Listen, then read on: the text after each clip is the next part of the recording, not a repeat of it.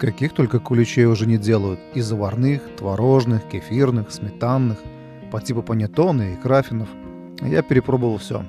Но душа и сердце лежит к самому простому и понятному по вкусу куличу из детства. Кулич — это по сути простая сдобная булка с сухофруктами. Но вся проблема, что в ней много отсдобы, такой как масло, сахар, яйца. И это все тормозит сам процесс брожения. И чтобы помочь этому процессу, первым делом я приготовлю опару. Это будет такой суперактивный дрожжевой концентрат. И его долго месить не надо. Главное, чтобы сухих комков муки не осталось. Далее оставить ее в тепле на пару часов. У меня это сверху над холодильником. Там примерно 26 градусов. Стабильно. Но для улучшения вкуса ароматики и срока хранения можно на часик оставить на столе и потом убрать на ночь в холодильник на 12-24 часа. И достать из холода, когда вам будет удобно. Главное условие, чтобы к моменту замеса основного теста опара увеличилась в 2,5 раза. Сухофрукты использую любые, на свой вкус. И если дома случайно залежался коньяк, ром или даже белое вино, то в нем можно замочить сухофрукты на сутки и более. Это раскроет насыщенный вкус и сделает кулич более влажным. Вторая проблема теста — все та же отсдоба, которая затрудняет развитие глютена, из-за чего тесто рвется, неэластичное и тяжелее замесить его. Поэтому перед основным замесом теста я смешаю муку с жидкими ингредиентами и оставлю в холоде. На полчаса примерно. Это поможет глютену стать более эластичным. Мука у меня мелкого помола, высшего сорта, но чем больше белка в муке, тем более волокнистый получится кулич. Только не путать с хлебной мукой первого-второго сорта. Она более грубого помола и не годится для сдобы. Если опара за ночь совсем не увеличилась, то можно ее подержать на столе час-другой. Далее готовую пару я объединю с тестом и буду месить при помощи миксера. Так быстрее. Можно и руками, конечно, но тесто все равно, руками это или крюками. И в начале замеса можете зафиксировать, какое неэластичное тесто, чтобы потом сравнить, как тесто поменялось при замесе. Еще желательно периодически проверять температуру теста. Должна быть не выше 26 градусов. Иначе, когда дело дойдет до масла, то оно будет таять, делая тесто липким, да и структура теста и глютена ухудшается. Если тесто вдруг перегрелось, то можно в холодильник на 15-20 минут отправить. На развитие такого эластичного теста и прозрачного глютенового окна у меня ушло 7 минут. Вручную минут 20 примерно надо. Как глютен развился, можно добавить кардамон. У меня молотого не было, и я просто в ступке растолок. Так он более ароматный. Цедры лимона и апельсина чисто по вкусу, если нравится. Слегка перемешаю. Сахар у меня не рафинированный. Он чуть белизну уберет и легкой карамельной нотки добавит. Добавляю все по очереди. Так проще и эффективнее все объединить. Еще немножко меда, тогда дольше не черствеет, красивее цвет и характерный аромат. И соль желательно в самом конце. Она напрягает глютен и мешает его развитию. Ну и напоследок масло. У меня специально только из холодильника, чтобы тесто чуть охладить. И я тонко его нарезал, чтобы легче было вмесить. Конечная температура теста желательно в районе где-то 26 градусов.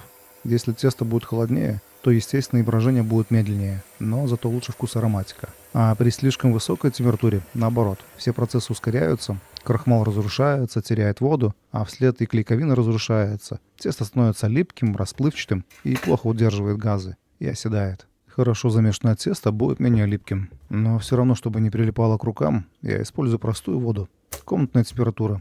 А почему не растительное масло или муку? Ответ прост. Это изменит состав и пропорции ингредиентов в тесте. Не сильно, конечно, но повлияет на конечный результат. Особенно при работе с маленьким объемом теста, так как дополнительно однословая ложка масла или муки на такое количество — это много. Тесто очень мягкое и легко раскатывается пальцами в тонкий пласт. Цукаты я использую домашнего приготовления. У них более насыщенный вкус и аромат. По сути, это просто разные цитрусовые корки в сахарном сиропе. Скручивать этот липкий пласт в рулет, конечно, проще всего скребком, смоченным водой. Его я сначала скручиваю вдоль и потом еще раз поперек.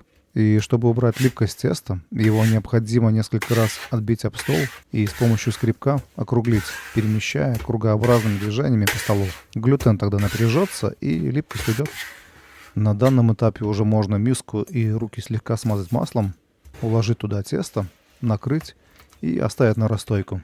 В процессе расстойки можно сделать 2-3 обминки каждые 45 минут.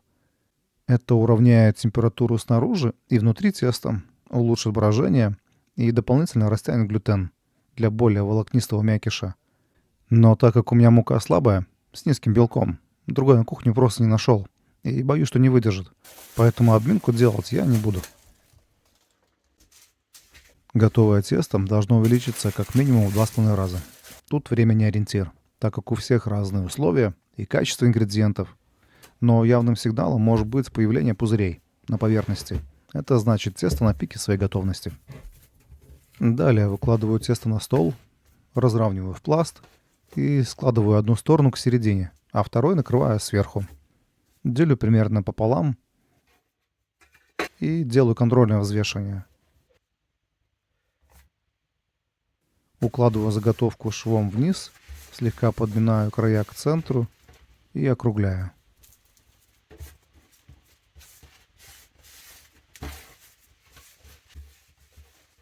Слегка присыпаю мукой и отправляю предварительно смазанные маслом формы.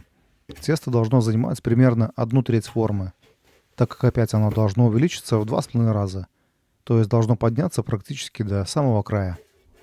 Финальную расстойку можно делать в более теплом месте, чтобы тесто быстрее подошло. У меня это обычно духовка с включенной лампочкой. Это около 35 градусов. Перед выпеканием я смажу заготовки яйцом, но это делать не обязательно, так как сверху будет глазурь. А я это делаю больше для вкуса. Это можно сравнить со вкусом плетенки с маком. Духовку я обычно разогреваю на 40 градусов выше температуры выпекания, чтобы компенсировать потерю температуры при открывании дверцы и загрузке заготовок. Но тут все индивидуально, и надо ориентироваться на свою духовку, конечно. Готовый кулич оставлю остывать в формах, только приоткрою защелки. И чтобы они не просели, подопру их шпажками. Либо можно просто их уложить на бок. Накрывать их тоже не стоит, иначе точка росы сместится внутрь кулича, а это в дальнейшем повлияет на свежесть и микробиологическую порчу. Глазурь у меня будет самая простая, белковая, с щепоткой соли, соком лимона и сахарной пудрой. Только учтите, в сахарной пудре может быть крахмал, а он в свою очередь затрудняет взбивание белка. Тогда лучше использовать мелкозернистый сахар. И если боитесь непастеризованных белков, то тогда нагрейте на водяной бане сахарный песок с белками в той же пропорции и взбейте до устойчивых пиков. Результат, по идее, будет точно такой же. Такую глазурь можно просто хаотично намазать, либо окунуть в пиалу. А я люблю делать такие иголки, как у ежика. Эта глазурь снаружи довольно быстро покрывается нелипкой корочкой, а внутри остается мягкой несколько дней, пока влага полностью не испарится. Украшение у меня из шоколадных яиц и посыпка кондитерская. А для упаковки я использовал пекарскую бумагу и целлофановый рукав для запекания. Ничего специального не покупал, по мне и так празднично смотрится.